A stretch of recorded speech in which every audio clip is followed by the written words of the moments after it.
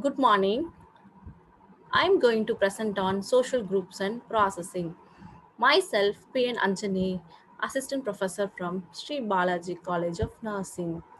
In this presentation, we are going to see what are social groups and what are its processes and how this social group is going to impact a society. So, this is the introduction of the social groups. Social groups are everywhere and are a basic part of a human life. Everywhere you look, there seem to be groups of people. So, a man is a social animal. He has to be inside a group. Wherever you see through, you find so much of groups around. A main focus of sociology is the study of this social group. Everywhere sociology is trying to study how these groups works only. So in this presentation also we are going to see about the social groups and its processes. A social group consists of two or more people who regularly interact and share a sense of unity and common identity. In other words, it's a group of people who see each other frequently and consider themselves as a part of the group. Except in rare cases, we all typically belong to many different types of social groups. Yes, for example, you could be a member of a sports team, a club church member, or some other groups in a colleges or in the class or workplace or more, or it could be of any sort. You try to identify people of your sorts and you make group with them. So, knowingly or unknowingly, everybody in the society are attached to any kind of group. Social group is a collection of human beings who are brought into social relationship with one another with a common goal and a common set of codes. It may be a pair, number of persons, or even a collection of million of people also. Example, sports club, political party. Just consider a political party which will contain a collection of millions of people, and it could be a small group like a family. So these are all some examples of social group. There are four main types of groups. First and foremost, it is primary groups and secondary group, collective and categories. We are going to see inside the details of each group of types of these groups and will let us know what these groups are actually are. First of all, we have primary groups. No two groups are created equal. Each typically has its own purpose, culture, norms, etc. Sociologists differentiate between several different types of social groups. In this lesson, we will discuss about primary groups, secondary groups, and other reference groups. Primary groups are those that are closely knitted. They are typically small scale, including intimate relationship and are usually last longing. So these primary groups are the basic groups which includes the intimate relationship with the persons within the group and usually they are lifelong lasting. The members of primary groups feel a strong personal identity within the group. So they might be knowing each other and they share a proper personal identity within the group. No person is anonymous inside the group. Everybody is known to each other. So they are very much well known to each other. Since they are well known, these groups are of long lasting. Primary groups, although the nuclear family is considered as the ideal primary group by some sociologists, it is not only the example. Many people also are a member of a group of close persons. This group is usually small and the relationships are still close knit and enduring. So it is also a primary group. The term primary is used with these groups because they are the primary source of relationship and socialization. The relationship in our primary groups give us love, security, companionship. We also learn values and norms from our family and friends. They stay with us for the most, if not all of our lives.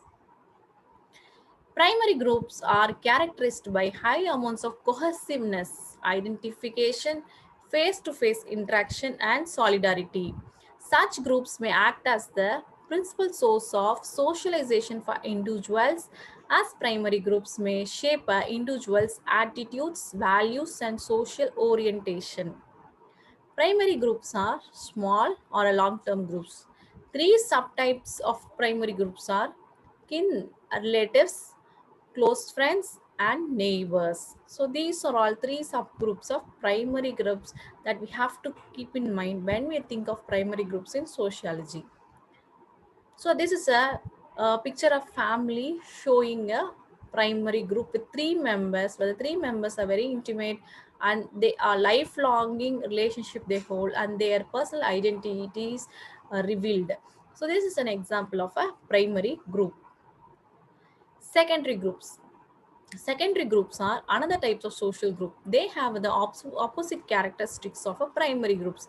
They may be small or large or mostly impersonal and usually short term. They come, they hold a group and they resolve. These groups are typically found at work and school. An example of a secondary group is a committee organized to plan a holiday party at work. Yes, a secondary group is might be a short-term group. They have come together to plan a holiday party at work. So the members of the committee meet infrequently and for only a short period of time. This is a classical example of a secondary groups. Although group members may have similar interests, the purpose of the group is about the task instead of the relationship. So, what purpose they have come, what task they're holding, and what is the objective they're supposed to achieve. This is important rather than the relationship. Sometimes secondary groups become pretty informal and the members get to know each other fairly well. Even so, the relationship exists in a limited context. They won't necessarily remain close beyond the holiday party. Though they have a limited context, they won't necessarily remain beyond a holiday party. Social groups are also small groups but are of modern duration. These groups are often found due to a common goal. In this type of group, it is possible for out-group members, social categories of which one is not a member, become an in-group member. Example, social categories of which one is a member with a reasonable ease. Social groups such as study groups or co-workers interact moderately over a prolonged period of time. This is about the social groups. Collectives. In contrast, spontaneous collectives such as bystanders or audiences of various sizes exist only for a very brief period of time, and it is very easy to become a in-group member from an out-group member and vice versa. Collectives may display similar actions and outlooks. So this is about the collectives type of group in sociology. Categories. Categories consist of individuals that are similar to one another in certain ways, and members of this group can be permanent in-group members or temporary in-group members. Examples of categories are individuals with the same ethnicity, gender, religion, or nationality.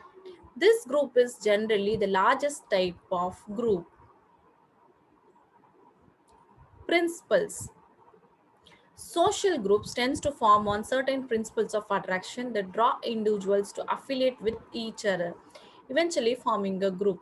The proximity principle, the tendency for an individual to develop relationship and form groups within this are often physically they are close to. This is often referred to as a familiarity breeds liking. So, or that we prefer things or people that we are familiar with.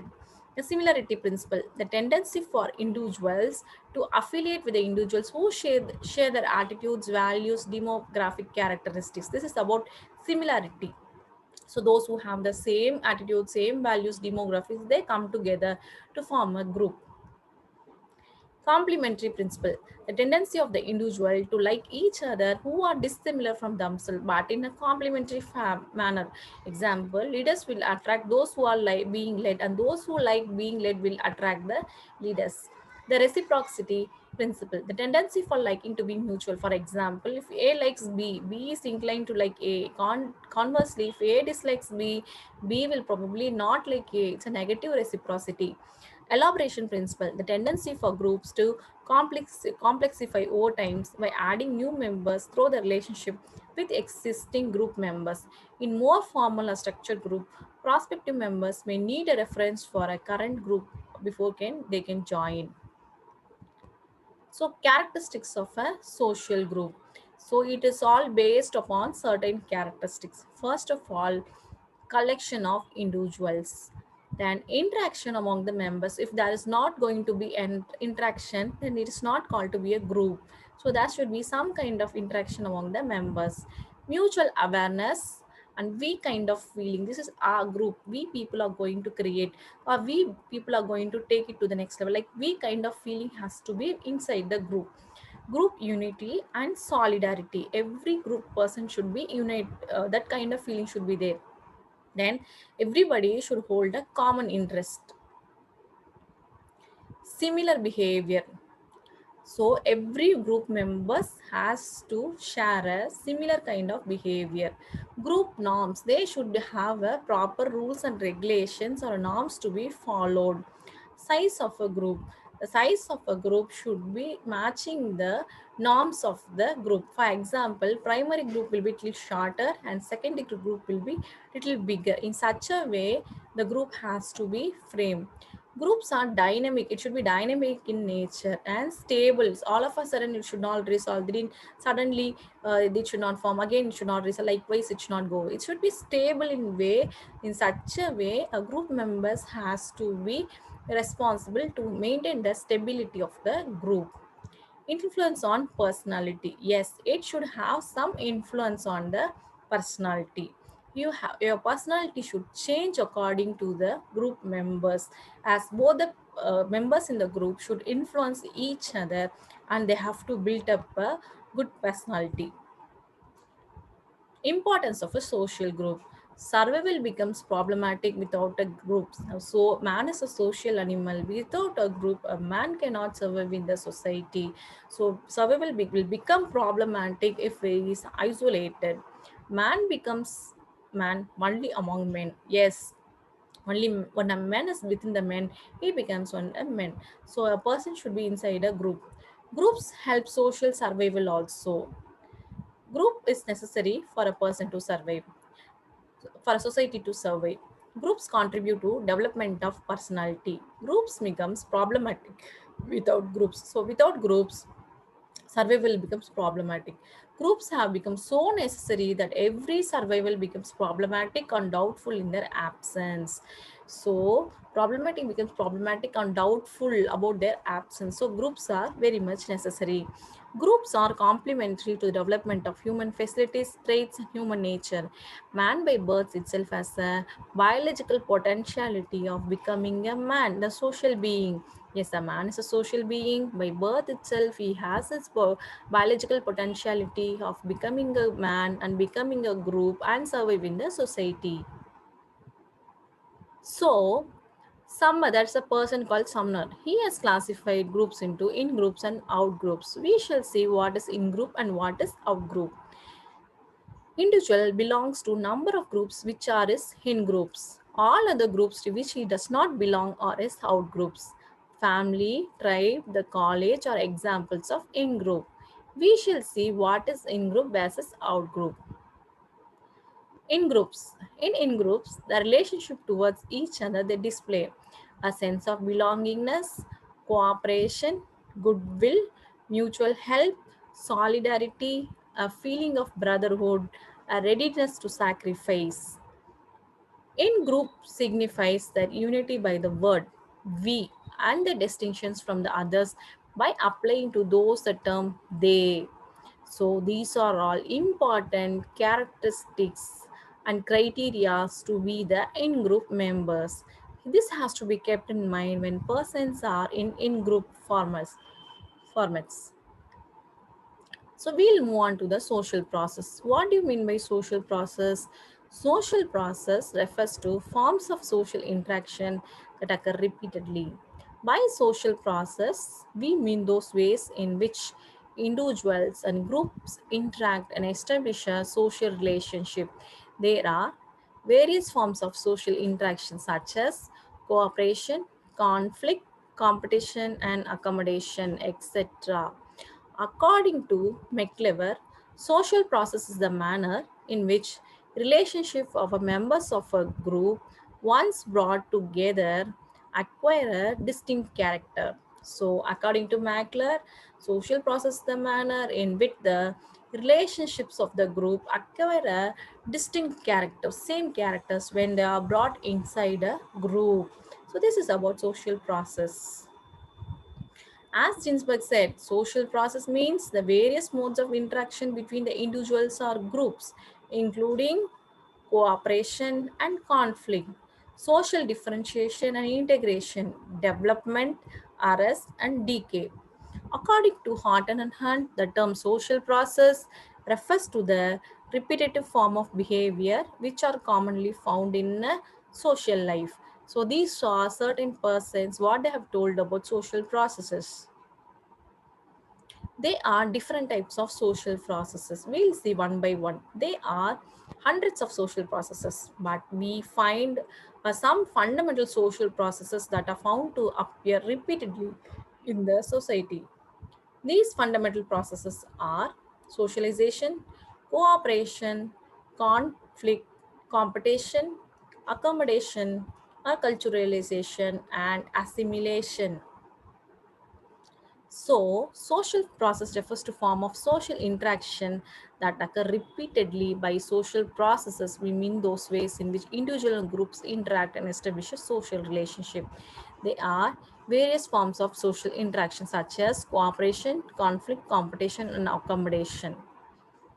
Categories of processes. So again, these processes have been categorized. The processes may be categorized into two main categories: integrative, conjunctive, associative. So all goes together, or disintegrative, disjunctive, and dissociative. Associative processes are also called the integrative or conjunctive social processes, which are essential for the integration and progress of the society. The major types of associative processes are the following. So we'll see about some examples of associative processes. First is cooperation, second is accommodation, third is assimilation, and fourth is acculturalization. So, dissociative social process. What all comes under dissociative social process, we'll see. Dissociative social process are also called the disintegrative or disjunctive social process. Although these processes hinder the growth and development of the society, their absence results in the stagnation of society. Because this is absent, the society cannot develop, the growth is disturbed, and development of a society is disturbed.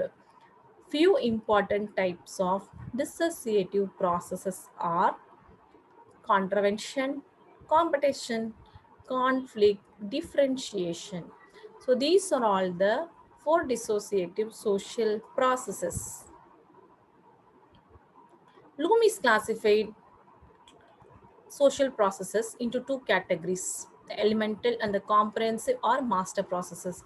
He describes elemental processes are those by which the separate elements of the social system are articulated, and compressive processes are those by which several or all of the elements are articulated or involved. These elements are beliefs, sentiment, end or goal, norm, social status, role, power, sanction, and facility. So here certain elements he described. These separate elements are articulated and compressive processed, are those by which several or all elements are involved. First of all, we are going to see into assimilation. In the words of Parkenberg, is Assimilation is the process of interpenetration or fusion in which persons and groups acquire the memories, sentiments, and attitudes of other persons or group, and by sharing their experience and history, are incorporated into a common cultural life. From the above definition, it may be concluded that assimilation takes place when individuals come into closer contact with other culture in a slow and gradual manner. It results in the promotion of a cultural unity which leads to social integration. Competition. They are different type definitions of competition given by different scholars. Some of the important definitions are given below. Park and Buggies define competition as it's an interaction without a social contract. Harton and Hunt opine that competition is the struggle for possession of rewards which are limited in supply, goods, status, power, love, anything. H.P. Fairchild states that competition is the struggle for use of possessions of limited goods. From the above definition, it may be concluded that competition is a process in which individuals or groups try to obtain the things which have limited supply and which they cannot achieve or share collectively. So this is about competition. Conflict. Some of the important definition given by the sociologists are stated below. Kingsley Davis defined conflicts as a modified form of struggle. A.W. Green says conflict is the deliberate attempt to oppose, resist, or coerce the will of another or others. Lynn and Gillen state that conflict is the social process in which individuals or groups seek their ends by directly or challenging the antagonist by voice or threat of violence. So, this is about the conflict given by different personalities. So, even though there are different social processes along, social process is a never ending process.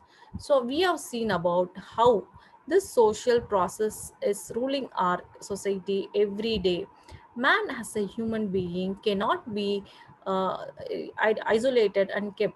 If it is happening, it may end up a person with isolation and long lasting effect on his personality. So man is very essential, should be inside within their groups. Henceforth, this groupism came into being. Whatever the form of group may be, either it may be a in group or it may be a out group, or it could be a primary group, secondary group, or it could be a criterion, it could be a reference group anytime. But man should never be left alone. He should be inside a group. Only then a man's personality will be improving.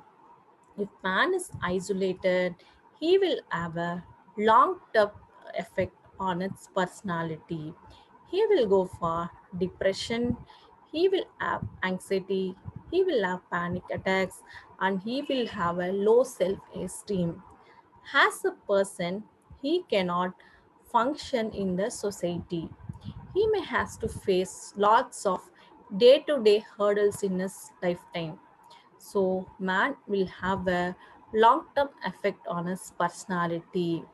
He, even as a society also will not develop when there is a proper socialization and if there is no proper group arrangements within the society. Even though there are so much of associative and dissociative things happening around the society, it should be considered that every person should understand the forms of each processes in the society. So man as a human being should consider this. It's all normal in the flow. Only thing is associative can be encouraged and disassociative shouldn't be encouraged. If not, it will prevent the growth and development of a society. So every man has this responsibility to be inside a group. As a man, every person should strive worthy enough to increase the associative processes of the group. Only then the society keep changing and will be diversified, and the process of change can be long-term developments. So it will be cyclic or it will be directional. However it be, the social change is very much necessary for a society, and every person holds their own responsibilities towards the change. So a person in a group shouldn't be haphazard. He should be well enough knowledgeable about the group. He should be very responsible. He should be very concerned about the group. He should have the motivation and interest towards the group. The group should be long lasting one.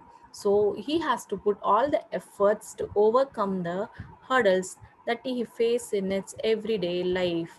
So far we have seen about the different aspects of groups groups and its social processes. So we have seen about what is group, how the groups evolved, what are the different personalities saying about the groups, what are the different types of groups, in groups, out groups, primary groups, secondary groups, cohesions, categories, reference groups. So consider all this when you find a group. So primary groups as a family will be intimate, will be knowing each other, will have our own norms, will be long lasting. Whereas if the social group will not be that much long lasting, but still these secondary groups also survive in our society. Though we meet once in a while, though we meet once in a long term, but still we do hold some norms within this groups, and we do try to follow so that our objective is being met. In such a conclusion, every person should involve themselves in certain groups and to grow accordingly. Apart from that, they are references group also. So in the time of references, we'll go and join with the group, and we make up their necessity important in our lives. Yes, that is called as references group. Apart from that, we do have in groups and out groups. So far in this presentation, we have seen about the importance of in groups and out groups, and what are the characteristics of groups we have seen, what are the principles that we have to follow, like principles of cohesionness, all those things we have seen. So any group has to be laid upon the principles of groupism. So only then the group can survive. Based upon the group dynamics, every person has to grow inside the group and will be helpful for the society to grow. So within that, the group is not going to end. So the group is followed by a social processes. Even though social processes has so many impacts, we in this presentation has given much more importance on the assimilation, accommodation, competition and conflicts. So assimilation and accommodation might be a positive and associative group processes, whereas competition and conflicts are found to be a dissociative societal factors.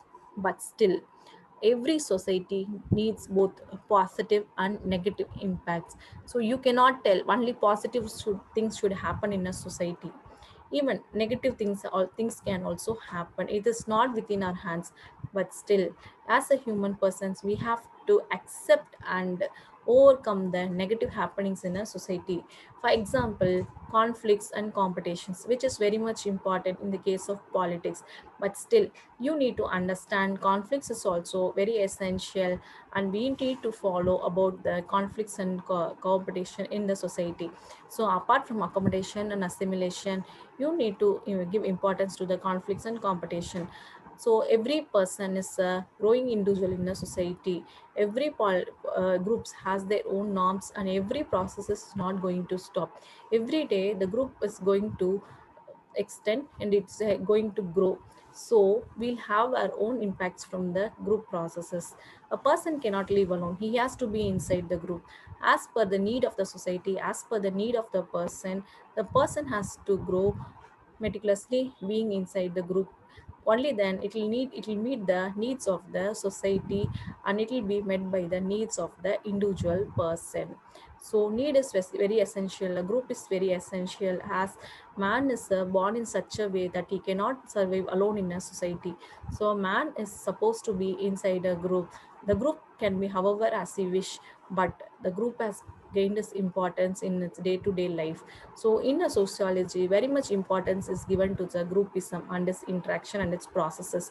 Though processes has got a negative and positive impacts every day, so sociologists they are trying to find it out what is the reason behind this group impacts. So we as a in this presentation also we have made some impacts to create the understanding of the groups and its impact in the society. So person should not be never left alone in the society, and he has to be inside the group. He should be interconnected. Only then the social change will be structured, and it will help for the positive growth of a society. When a society grows, the country grows. The country grows and the world grows. So every person will live in peace inside the society. Hope this presentation will be helpful to you all. So thank you for your cooperation. Thank you.